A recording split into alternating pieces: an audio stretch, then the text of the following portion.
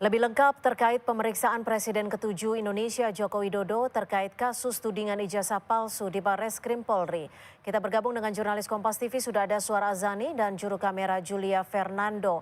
Suara, usai memeriksa Joko Widodo sebagai terlapor, Barreskrim akan segera melakukan gelar perkara untuk kasus tudingan ijazah palsu. Apakah akan ada pemeriksaan pada saksi-saksi lainnya, Suara? Ya, Cynthia, memang kita ketahui sembari menunggu hasil dari uji forensik terkait ijazah sarjana dari Joko Widodo, memang Barreskrim Polri memutuskan untuk melakukan gelar perkara di pekan depan.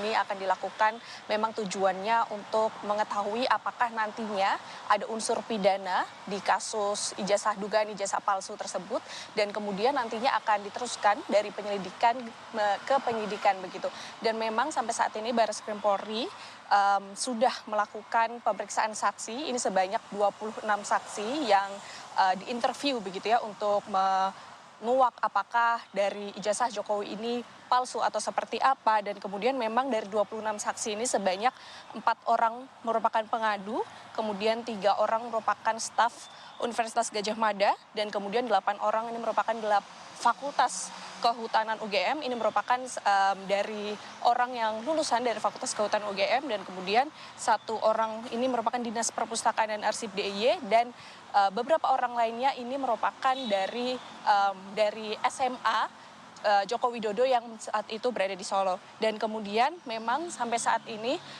sembari menunggu hasil uji forensik dari Barreskrim Polri, ini memang gelar perkara akan dilakukan di pekan depan setelah tadi Presiden ke-7 Joko Widodo ini diperiksa di Selasa pagi. Ini sekitar 1 jam pemeriksaannya yang dimulai dari pukul 9.40, dan di sini memang Joko Widodo memenuhi pemeriksaan atau memenuhi panggilan untuk melakukan pemeriksaan sebagai terlapor, dan ini ditanyai oleh penyidik sebanyak 22 pertanyaan memang seputar dari khususnya dari ijazah dari sejak SD, SMP, SMA hingga kuliah, dan kemudian aktivitas selama berkuliah di Fakultas Kehutanan UGM, dan kemudian juga bertanya khususnya mengenai skripsi yang sebagai syarat kelulusan dari Fakultas Kehutanan UGM.